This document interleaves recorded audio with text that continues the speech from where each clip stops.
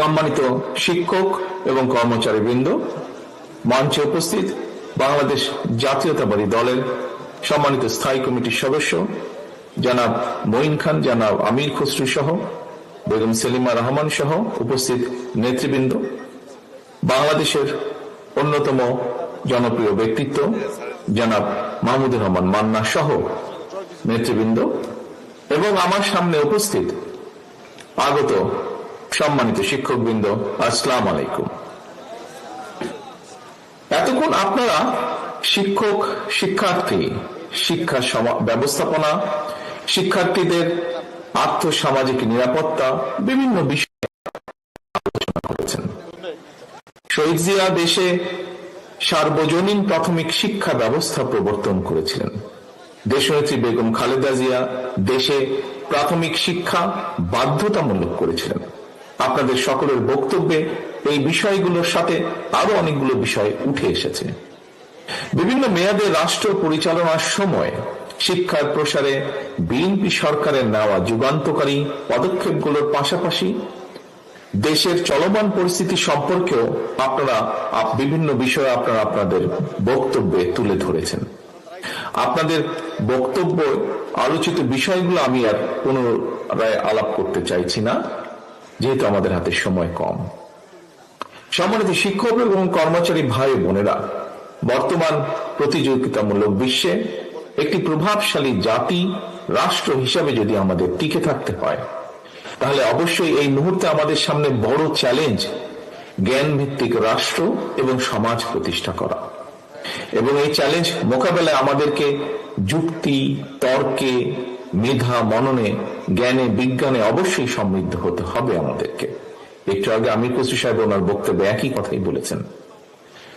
প্রিয় উপস্থিতিবৃন্দ, আমি বিশ্বাস করি রাষ্ট্র এবং রাজনীতির সংস্কার কিংবা নাগরিক উন্নয়নে আমরা যত উদ্যোগই গ্রহণ করি না কেন, চূড়ান্ত সফলতা পেতে হলে শিক্ষা ব্যবস্থার আধুনিকায়ন এবং, দয়া করে খেয়াল করবেন আমার কথাটি, এবং শিক্ষকদের আর্থসামাজিক নিরাপত্তা ও সম্মান নিশ্চিত করার বিকল্প নেই। আমি দৃঢ়ভাবে বিশ্বাস করি যে এই কথাটি আমি বলেছি, আপনাদের অনেকগুলো বিষয়ের দাবি যেগুলো আপনারা তুলে ধরেছেন, এই কথার মধ্যে নিশ্চয়ই সেগুলো আপনারা বুঝতে পারছেন।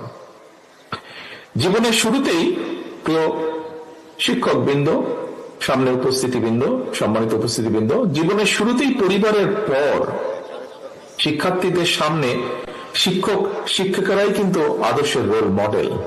কিন্তু শিক্ষকরাই যদি রাষ্ট্র এবং সমাজে সম্মান, সংসার নিয়ে টানাপোড়েনে থাকেন, তাহলে একজন শিক্ষকের পক্ষে শিক্ষার্থীদের সামনে নিজেকে রোল মডেল হিসাবে কি উপস্থাপন করা সম্ভব? অবশ্যই নয়।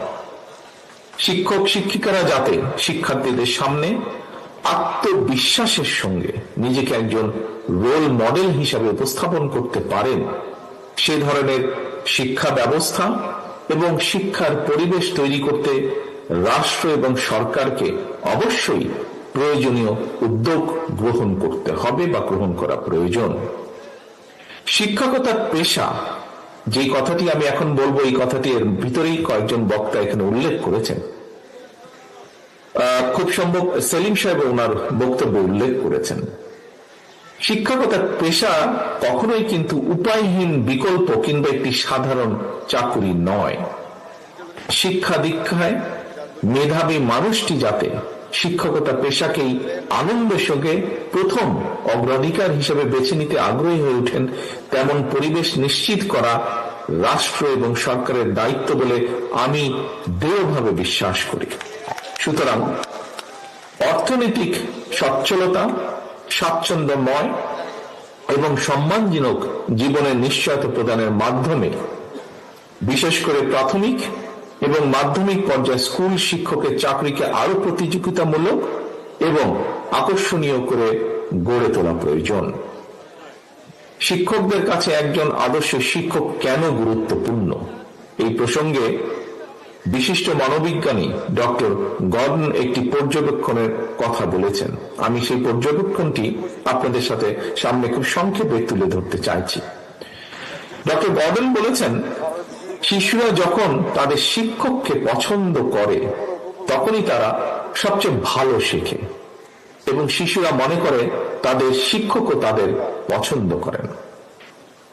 সম্মানিত শিক্ষকবৃন্দ, স্বাধীনতা দিবস কিংবা বিজয় দিবস সহ প্রতি বছর বিভিন্ন জাতীয় গুরুত্বপূর্ণ দিবসে রাষ্ট্রের উদ্যোগে সমাজের বিভিন্ন শ্রেণী পেশার মানুষকে রাষ্ট্রপতি এবং প্রধানমন্ত্রী রাষ্ট্রীয় ভবনে আমন্ত্রণ জানিয়ে থাকেন, শুভেচ্ছা বিনিময় করেন। আমি এখানে আমার দলের সিনিয়র অনেক নেতৃবৃন্দ আজকে মঞ্চে উপস্থিত আছেন। সকলে আমি বিশ্বাস করি আমার সাথে একমত পোষণ করবেন, ভবিষ্যতে ইনশাল্লাহ বাংলাদেশের মানুষের সমর্থনে বিএনপি সরকার গঠন করলে এই ধরনের দিবসগুলোর যে আমন্ত্রিতদের তালিকা, সেই তালিকায় অবশ্যই প্রাথমিক এবং মাধ্যমিক স্কুলের কমপক্ষে হলেও একজন করে শিক্ষককে আমন্ত্রণ জানানো অবশ্যই আবশ্যক বলে আমি মনে করি। কারণ এর একটি কারণ আছে, কারণটি আপনাদের সামনে তুলে ধরতে চাই আমি। কেন আমি এটি মনে করি?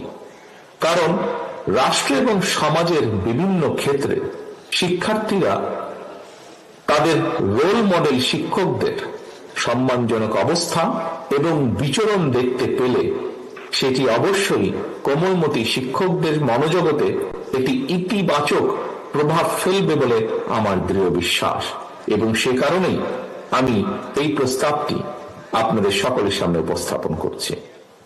শিক্ষক এবং শিক্ষার্থীদের মধ্যে একটি পারস্পরিক আস্থা এবং সম্মানের সম্পর্ক তৈরি করার যে পরিবেশ সৃষ্টির ক্ষেত্র, রাষ্ট্র সেখানে উদাসীন অবশ্যই থাকতে পারে না। প্রিয় উপস্থিতিবৃন্দ, জনগণের সমর্থনে বিএনপি আবারও রাষ্ট্র পরিচালনার সুযোগ পেলে অগ্রাধিকার ভিত্তিতে আমরা শিক্ষা কমিশন গঠন করব। নৈতিকতা এবং সামাজিক ধর্মীয় মূল্যবোধের আলোকে জীবন নির্ভর কর্মসূচি শিক্ষা ব্যবস্থা প্রবর্তন এবং শিক্ষা ব্যবস্থার আধুনিকায়নে সম্ভাব্য সকল পদক্ষেপ গ্রহণ ও প্রয়োজনে ওয়ারেন্ট অফ প্রেসিডেন্স বা রাষ্ট্রীয় পদমর্যাদাক্রমে পুনর্মূল্যায়ন করে রাষ্ট্র এবং সমাজে শিক্ষা এবং শিক্ষকের মর্যাদা সমুন্নত রাখার বিষয়টি নিশ্চিত করার আমাদের অবশ্যই চেষ্টা থাকবে।